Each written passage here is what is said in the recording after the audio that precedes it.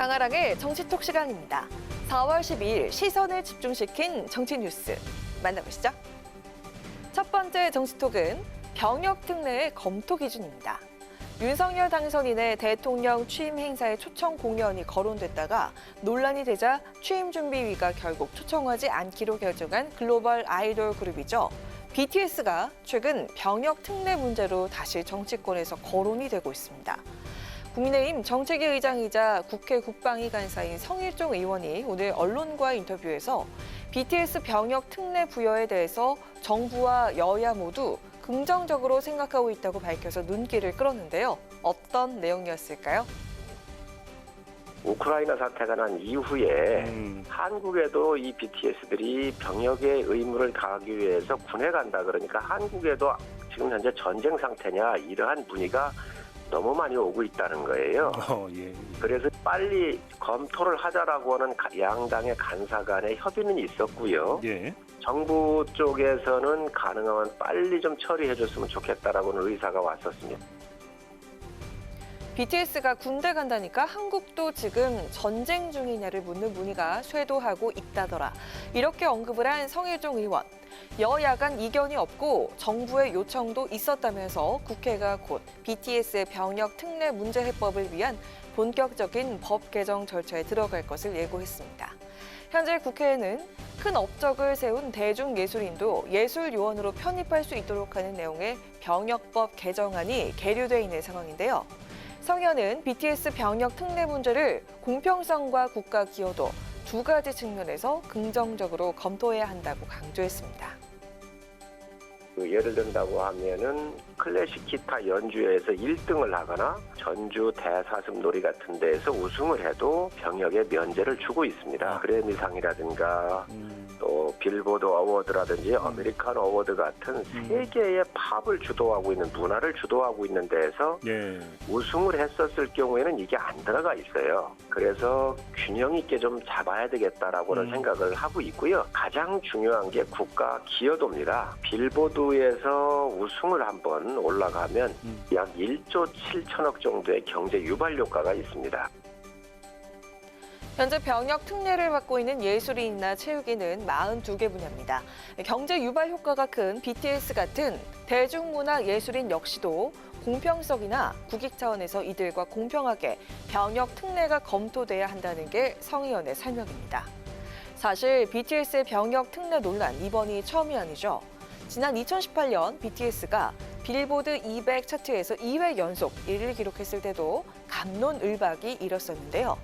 국민적 여론은 찬성 의견이 다소 높게 나타나고 있지만 병역 의무를 진 20대 남성들 중심으로는 BTS 군면제가 공정과 상식이냐라면서 반대 목소리도 높은 게 현실입니다.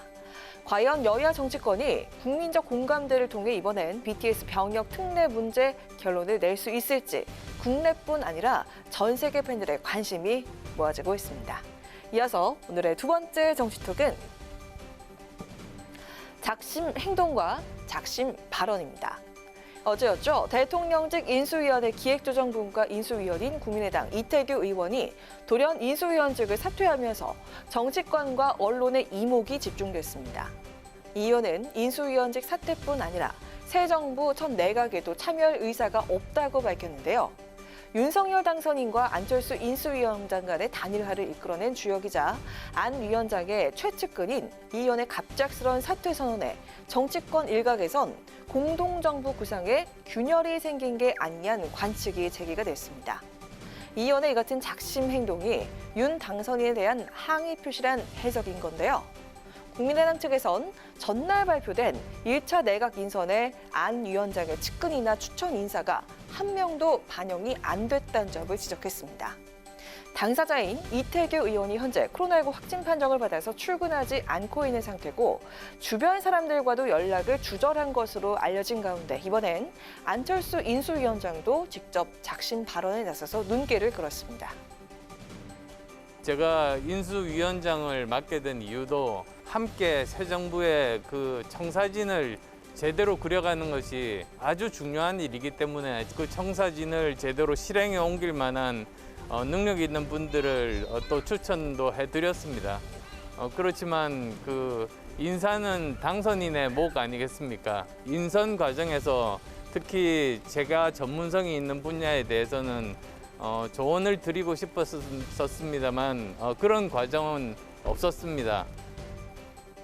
새 정부 내각 인선과 관련해 자신이 전문성 있는 분야에 대해서 조언을 하고 싶었지만 그런 과정이 없었다라고 언급한 안철수 위원장. 인사는 당선인의 몫이라면서도 그야말로 뼈 있는 발언을 던진 건데요. 이태규 의원의 사퇴 이유와 관련해선 구체적 언급 없이 대선과 후보 단일화, 또 인수위 과정에서 여러 가지 어려움이나 힘든 점이 많았고 감당하기 힘들다는 뜻을 전해왔다면서 본인도 이 의원을 설득했지만 워낙 사퇴 의지가 굳었다고 설명했습니다. 한편 비슷한 시각 윤석열 당선인의 비서실장인 장제원 의원은 이태규 의원이 내각 인선 때문에 사퇴한 건 아니고 안철수계와의 파열음도 없다. 잘 진행될 것이다. 이렇게 낙관을 했다고 하죠. 한쪽에선 작심 행동과 작심 발언이 그리고 또 다른 쪽에선 낙관론이. 양측의 온도차가 이렇게 큰 상황에서 앞으로 있을 내각 추가 인선과 공동정부 추진, 또 국민의힘과 국민의당 합당까지 파장이 미칠지 여부는 좀 더 지켜봐야겠습니다. 지금까지 강아랑의 정치톡이었습니다.